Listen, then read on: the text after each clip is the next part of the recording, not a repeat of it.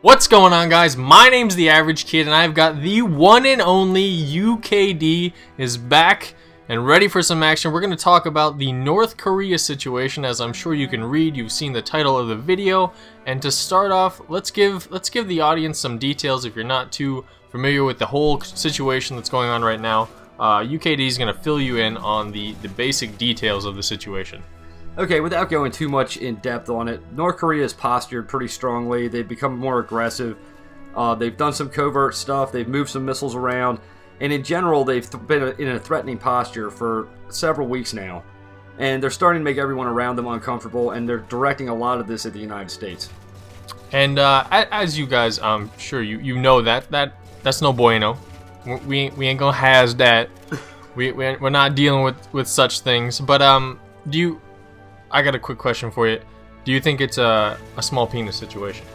I think the small penis has a lot to do with it. Okay. I mean, you know, that's what I was going with. I was thinking probably small penis situation. You know? No food and small penis equals angry man. Yep, it does. Yeah. Kim Jong-un, get an enlargement surgery. You're wealthy. Yes. So how could they attack, or can they attack us? Realistically, they're a nuclear power, so they could attack. It would be a final act of defiance type of scenario. And since the United States has started moving some ground-based missile defense to Guam, it kind of limits their ability. I mean, realistically, outside of their theater, Southeast Asia, they really don't have a whole lot of ability to attack people. The problem being, we have the 2nd Infantry Division and a large military presence in South Korea, who is our ally, our strongest ally in the region. So, in their final act of defiance, they could do a lot of damage. But it wouldn't. It would be short-lived. It would be quick, and yeah. For the most part, with the assets that we have in the area, and the allied assets we have in the area, it would be like a 3-day war. I mean, we would basically be able to drone and naval gunfire most of their air assets and most of their industrial assets. The problem being, the collateral damage would be massive. Yes. On both sides. Oh, definitely.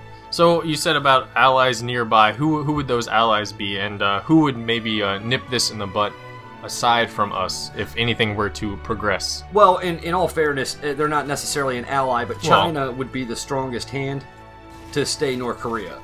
China has a vested interest in keeping their border safe from undue influence.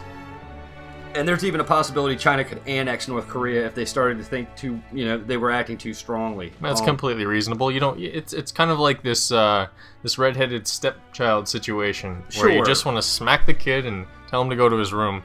So, well, North Korea has thrived based on Chinese support.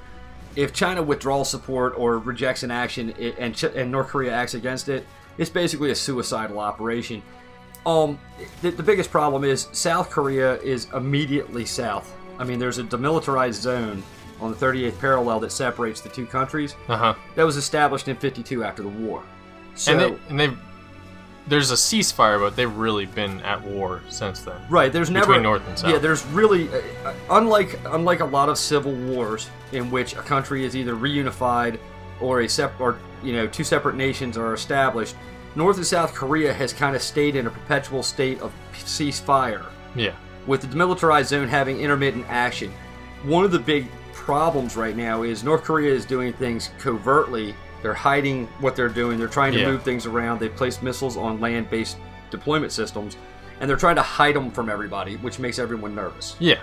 Well, if they're doing such things, most likely there's a tactic to it. It's not just, hey, look at what we have. We're not marching this down the street. We're putting it where we don't want you to know where it is, and we're gonna use it if we see fit.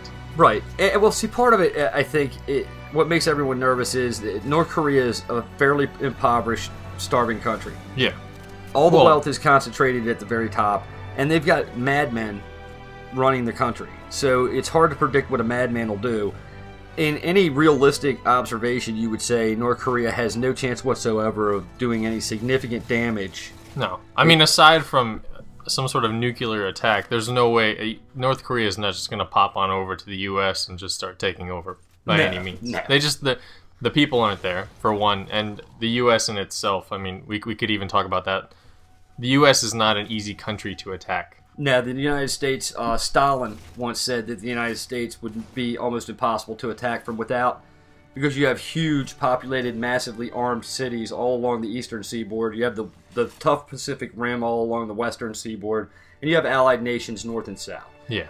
So, legitimately, the end game for Korea is kind of hard to discern.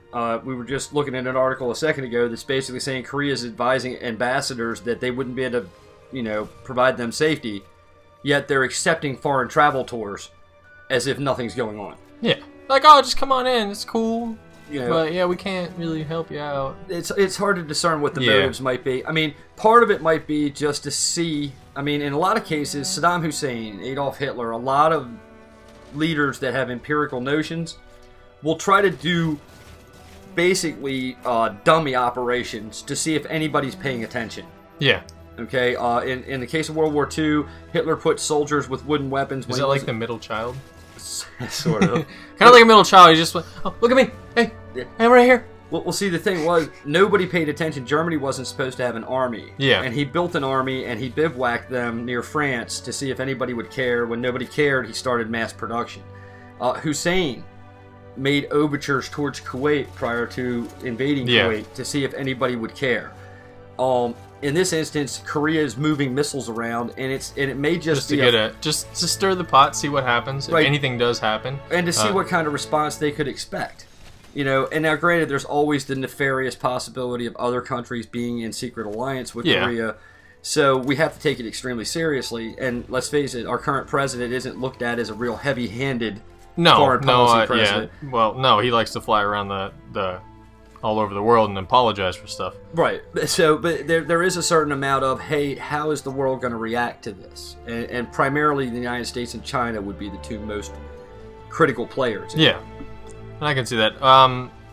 Another thing that I wanted to talk about a little bit would be, I don't know if you heard this. I read a little snippet about Anonymous. Did you read anything about Anonymous hacking Korea's a couple of different websites, or at least getting in, and also they set up a bunch of different Wi-Fi repeaters to give the North Korean citizens like actual internet, not like locked down internet? Well, see, there's been a lot of attempts. I was actually stationed in Korea for a year when I was in the Army, and there have been attempts ever since, you know, the early 80s to get information and technology to put to devoid some of the propaganda that North Korean people are inundated with on a daily basis, to try to bring about, basically to bring about a revolution from within. Yeah, and that's one thing that's like amazing to me. I cannot imagine just not having what we have. Yeah, we are ridiculously lucky to have what we have, and I just to get spoon-fed from the government like that, I can't imagine that. It's one of the things that Americans take for granted oftentimes is our Bill of Rights. Oh, way too much. Our Bill of Rights is an amazing document. I mean, it was a document that had the likes of which had never been seen. It was the most disabling of the government, most enabling of the populace. Yeah. That's ever And that's occurred. what you have to do that to keep things fair. Well, in all fairness, right now we're handing a lot of those rights back. Well, yeah, I know, with gun laws that are being pursued. Not just gun laws, but with media. Media being basically a unilateral kind of institution. A lot of the same talking points. It's almost like during World War II. Franklin Delano Roosevelt was the one president, aside from Lincoln, who completely controlled media. Okay, during the Civil War, Lincoln controlled media. He suspended habeas corpus. He violated constitutional rights during the war.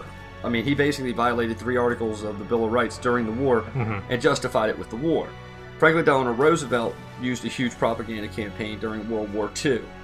Currently, we have a certain amount of propaganda that is parroted. Yeah. You know, the biggest difference being there are alternate sources. In North Korea, there is no alternate source. There's one thing. This is what you have. Right. So enjoy it, or don't read it. Well, and that's the thing. And basically, the other thing people have to remember is, not just in North Korea, but throughout the Middle East and Asia in general, these are people that are used to being lied to.